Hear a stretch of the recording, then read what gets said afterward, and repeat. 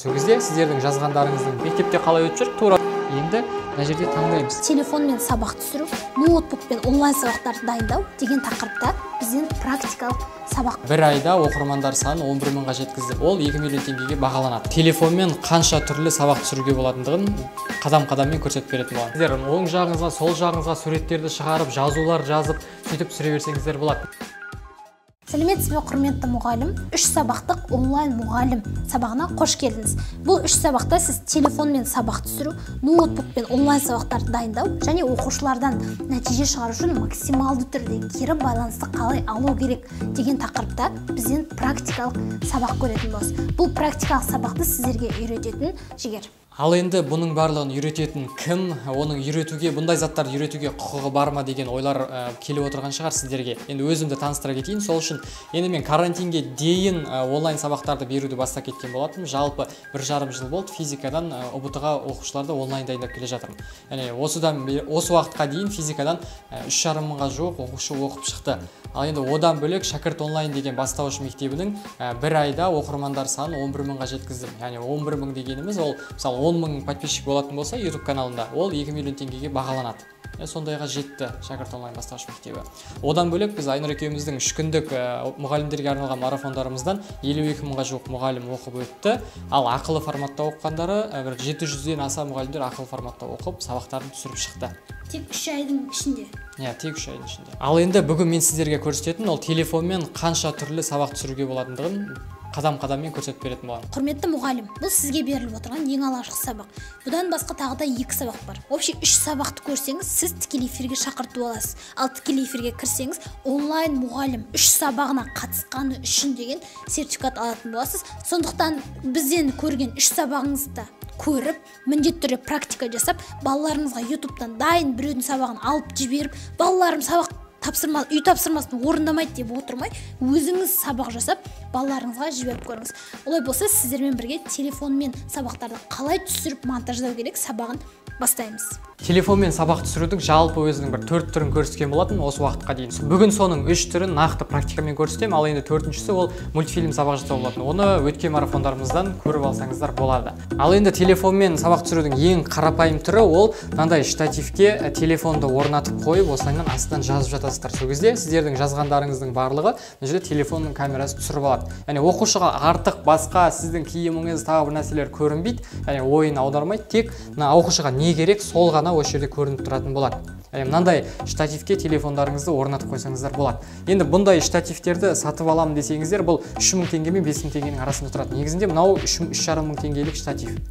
Ал енді бұндай штатив жоқ болып жататын болса, онда біздің апайларымыз не бір түрлі өздері қолдан жасап алды. Онда 2 биік ыдыс қойып, ортасына бір ағаш қойып, тақтайша қойып, оның үстіне телефонын қойды. Болмаса жіппен төбеден байлап әкеліп, ұстатып қойды. Сым темірмен орап, майыстырып әкеліп қаратып қойды деген сияқты сондайдың барлығын жасап алды. Яғни ешқандай одан проблема болған жоқ. Яғни мынандай сатып алайын десем жоқ, немесе ақша жоқ деген ондай сылтау болмайды. Яғни жасайым десе, ол барлығын амалын табуға болады. Енді бұндай сабақ түсірген кезде дәл осындай стильде түсіріп, мысалы Ерік Ахметов деген мұғаліміміз қазір мына жерге экранға шығарып қояйық, каналын 23 мың подписчикқа жеткізген. Яғни барлық сабағын тек осылайынан қағаздың бетіне жазып түсіндірген. 23 мың подписчик деген жаңағыдай 4 миллион теңгеге бағаланатын канал жасап шыққан. Яғни тек қана осындай қарапайым форматта сабақ түсіріп қана. Ал енді бұдан бөлек мысалы тақтаға сабақ түсіруге болады да. Ал енді тақтаға сабақ түсірген кезде оны ұстатып қоятын мынандай лампалардың түрі болады. Яғни мына жерде жарық жақсы түсіп тұрады, бетіңе қаратасың, жарық түседі. Мына жерге телефонды жаңағыдай қыстырып қоюға болады. Ал енді бұндай болмаса да мынандай штатив көрсеттім ғой қазір ғана. Жаңа мына штатив. Мына штативтің аяқтарын ұзартып, яғни тағы ұзара береді, сөйтіп мына телефонды былайынан ала салып тақтаға қарата салуға болады. Яғни осылайынан тақтаға қаратып қоюға болады. Сол кезде сіз тақтада тұрып сабақ өте бересіздер. Яғни мысалы мынаумен көрсетейін сіздерге. Мысалы мынаны алдыңыздар, осылайынан әкеліп тақтаға қаратып қойдыңыздар. Міне осылайынан штативке телефонды орнатып аламыз, яғни осылайынан тұра береді телефон. Біз тақтаға келеміз да, мектепте қалайынан сабақ өтіп жүрміз. Мектепте қалай өтіп жүр, тура солайынан тұрып, былайынан жазуымызды жазып, сабағымызды өтіп, тұра береміз. Яғни ешқандай бір жаңалық керемет зат жоқ, иә. Бастысы телефонды дұрыстап, тақтаны сыйғызып, артық заттарды көрсетпей, тақтамен өзіңіз ғана көрініп тұрсаңыз болды. Одан кейін жазуларыңыз анық көрінетіндей етіп жазсаңыз болды. Енді былайнан тақтада тұрып сабақ өткен кезде жарық түсіп тұрады, иә. Сіздерде мынандай жарықтар болуы мүмкін, немесе терезеден бір жарық түсіп тұруы мүмкін. Сол кезде сіздердің арттарыңызда, мысалы былайнан арттарыңызда міндетті түрде былай стенаға, қабырғаға тақалып болатын болсаңыздар, көлеңке түсіп тұрады. Яғни мынандай көлеңке болмау керек. Яғни күннің жарығы тікелей түсетін болса, онда тіпті қап-қара болып көлеңке түседі. Сондықтан қабырғаға тақалмай кішкене алыста отырасыздар, осылай. Сол кезде көлеңке түспейді. Ал егер бір жақ, оң жақтан жарық түсіп, сол жағыңызға көлеңке түсіп тұрса, онда сол жақтағы көлеңкені алып тастау үшін сол жаққа да кішкене жарық беріп қоюға болады. Яғни лампа үйдегі әйтеуір өздеріңіз қолдан жасап алсаңыздар болады. Бірақ сары лампадан басқа тек ақ жарықты пайдаланасыздар. Болды. Енді одан кейін камераны қойған кезде, камераны өздеріңіздің мысалы мынандай иығыңыздың, енді иық пен бастың арасына деңгейіне қойсаңыздар болды. Егер камераны жоғарыда қойып қойсаңыздар, осылайнан көрініп тұрасыздар, яғни осылайнан сабақ өтіп жатасыздар. Ал егер камераны өте төмен қойып жіберетін болсаңыздар, онда сіздер оқушыларға осылайнан көрініп отырасыздар. Сондықтан ең дұрысы осы иық пен бастың деңгейіне қойып қойсаңыздар болды. Яғни әдемі болып көрінетін боласыздар. Ал енді сабақ түсірудің тағы бір үшінші түрін көрсетейін, оны бір басқа фонда көрсетейін. Ал енді телефонмен сабақ түсіруіміздің үшінші түрі ол мынандай. Яғни мына жерге бір біркелкі қара фон іліп қойдық. Яғни мынау бір жай қара мата, ешқандай хромакей ондай сатып алған фон емес. Яғни сіздерді үйге түсіре берсеңіздер болады, үйдің обойларына, қабырғаларына түсіре берсеңіздер болады. Бірақ қазір әртүрлі суреттер, жазулар шығарған кезде монтажбен, оны қазір алдағы уақытта үйрететін боламын телефонмен. Сол кезде мына сіздердің шығарған жазуларыңыз, суреттеріңіз артық фонмен сливация етіп, яғни біркелкі болып екеуі көрінбей қалмас үшін жазуларыңыз. Сондықтан біркелкі осындай мата іліп қойған дұрыс болады. Ал енді бұмен түсіретін сабақ қалай болады? Сіздер осындай біркелкі фонға келіп алып, тұрып сөйлесеңіздер болады, немесе отырып алып, кәдімгі телефонға отырып алып сабақ жүргізе берсеңіздер болады. Мен жаңа сабақ өтіп жатқан кезде сіздер оң жағыңызға, сол жағыңызға суреттерді шығарып, жазулар жазып, сөйтіп түсіре берсеңіздер болады. Немесе мысалы бір тарихтан сабақ беретін болсаңыз, Шыңғыс ханның дәуіріндегі бір ақпараттарды айтып жатсаңыз, сіздің өзіңіздің мысалы айтып жатқан түріңіз көрінбей, оның орнына мысалы Шыңғыс ханның кадрлары кетуі мүмкін. Кинодан үзіндісі, тарихтан суреттер деген сияқты. Яғни сіз өзіңіз көрінбей, сіздің даусыңыз ғана шығып тұрады, яғни ана жақта кадрда қызықты видеолар шығып тұрады. Бұның пайдасы не?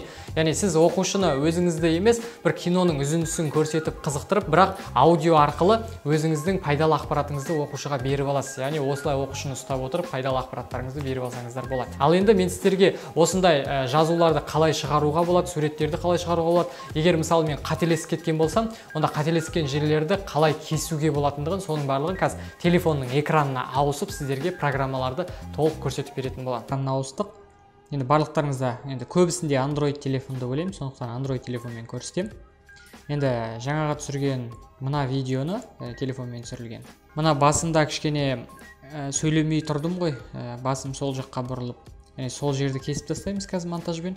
Одан кейін, мына жерде жазуға болады, мына жерге сурет шығады деп айтып тұрмын ғой. Яғни сол сурет шығады деп айтқан жерлерге қазір монтажбен сурет қоямыз, және жазу жазылады деген жерге жазу жазатын боламыз. Ал енді оның барлығын қалай істейтінімізді қазір көрсетемін. Ол үшін бізге енді мына Android телефондарда Play Marketке кіру керек. Play Marketке кіресіздер дағы, мына жерде KineMaster деп жазасыздар. KineMaster деп жаздыңыздар. KineMaster дегеннен кейін мынандай бағдарлама шығады. KineMaster. Видео редактор для простого монтажа. Болды, мына жерде менде жазылып дайын тұр. Мен сіздердің уақыттарды алмашы сондықтан открыть дегенді басам. Міне KineMaster ашылып жатыр. Енді мынау осыған дейін біраз видео монтаждалғандар осы жерде оң жақ үстінде көрініп тұрады. Ал енді жаңа видеоны монтаждап бастау үшін мына жерде 3 тал қызыл кнопка тұр ғой, соның ортасындағы ең үлкен кнопканы басамыз. Ол кезде мына жерде қандай форматта видео монтаждайтынын таңдайды. Енді мына оң жақ 1:1 деп тұрғанымыз бұл Инстаграмға пост, яғни Инстаграм лентасына видео форматы, яғни 4x болып Инстаграм лентаға салады. Ал мына 9:16 деген ол Инстаграмда немесе қазір ютубқа да болатын болды, вертикально. Яғни stories, яғни история саласыздар Инстаграмға, WhatsAppқа, яғни соларға салынатын видеоның форматы 9:16 болады. Ал ютубқа салынатын видеолардың форматы мынандай 16:9 болады. Яғни бізге осылай көлденең көретін 16:9 форматы керек. Соны таңдаймыз. Ал енді мына жерде біз видеоларды таңдайық. Яғни қандай видеоны біз мына жерде монтаждамақшымыз. Міне жаңағы біздің видеомыз. мына видеомызды алдым. Болды, экспорт жасалды. Яғни таңдалды. Мына оң жақ үстіндегі птичканы бастық. Міне, мынау біздің видеомыз жаңағы. Мына жерден оң жағындағы плейді бассақ қосылады. Енді мен сіздерге қалай қателерін кесіп тастауға болатындығын бірінші көрсетейін. Ол үшін мына сырғанатып тұрған астындағы лента тұр, яғни сол лентаны басамыз, өзі осылайынан шығады. Енді мына жерде оң жақ үстінде қайшының суреті тұр, яғни кесетін. Енді мына жерде, мысалы басында мен мына видеоның мына жерінде мен сөйлемей тұрмын. Былай қарай қарасам, әлі сөйлеген жоқпын. Бір кезде бұрыла салып, мына жерде сөйлей бастадым. Яғни маған осы жерге дейінгі ғана керек. Мынаның алдын кесіп тастау керек.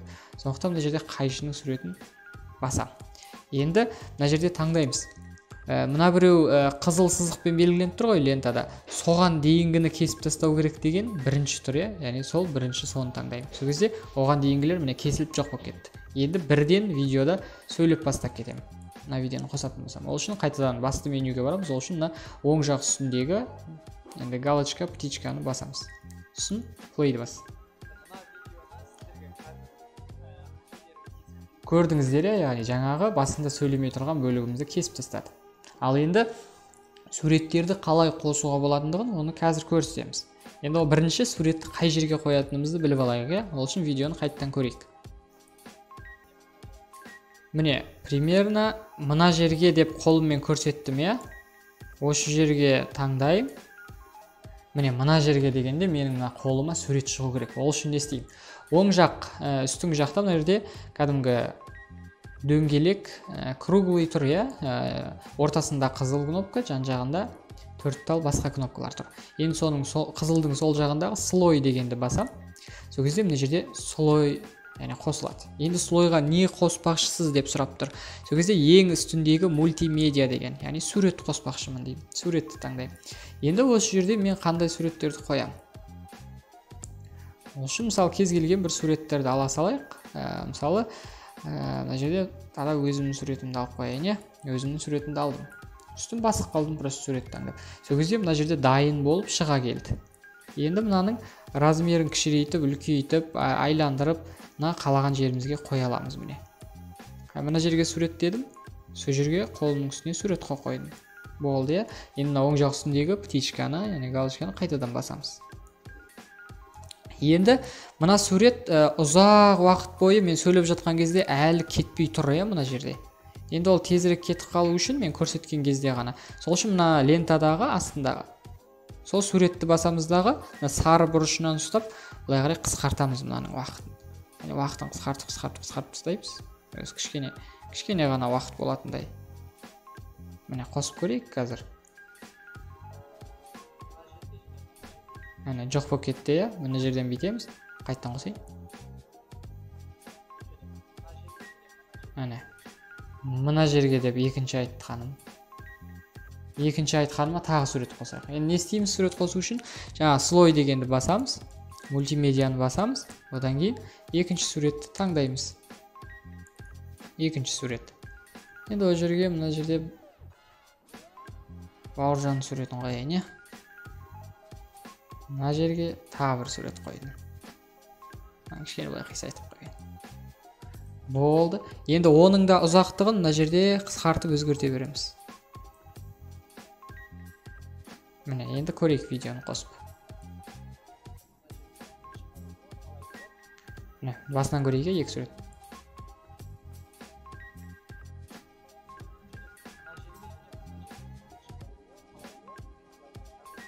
Былайынан жазуға болады дегенге келдік, жаңа суреттерді оп-оңай шығарып тастадық. Енді жазуды қалай жазамыз? Ол үшін тағы да слой дегенді басамыз. Мына жерде енді ең үстіндегі мультимедиа емес, ең төмен жағынан біреу жоғары текст деген тұр, Т тұр. Соны басамыз. Сол кезде мына жерде текст шығады. Не деп жазамыз? Жазу. Жазу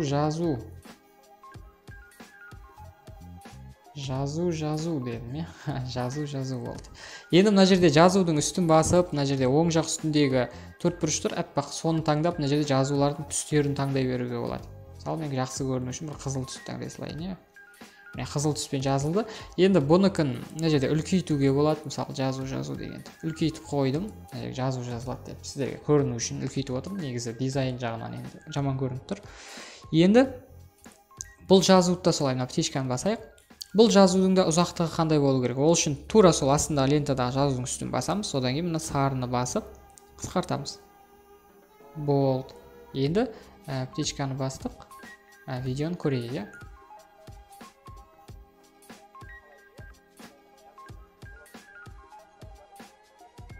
Болды, мен сіздерге көрсетіп бердім. Яғни мына жерде сурет шығардық, жазуды жаздық, болды. Енді мына видеомызды қалай сақтаймыз? Ол үшін оң жақ үстіндегі мынау бір коробканың ішінен жоғары қарай стрелка тұрғанды басамыз. Сосын мына жерде шықты. Енді мына жерде разрешенияларын таңдаймыз. Ол жерде 720 бізге болады. Қалған басқа ештеңеге тиіспей-ақ қояйық. Мына жерде экспорт дегенді бассаңыздар болды. Экспорт дегенді басасыздар.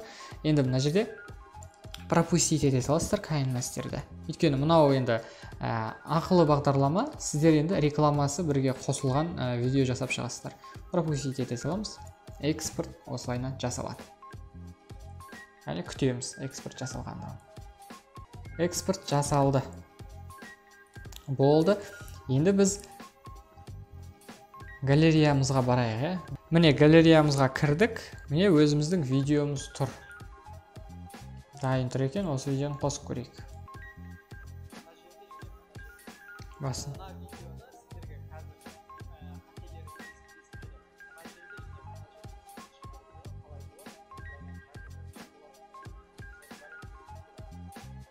Болды.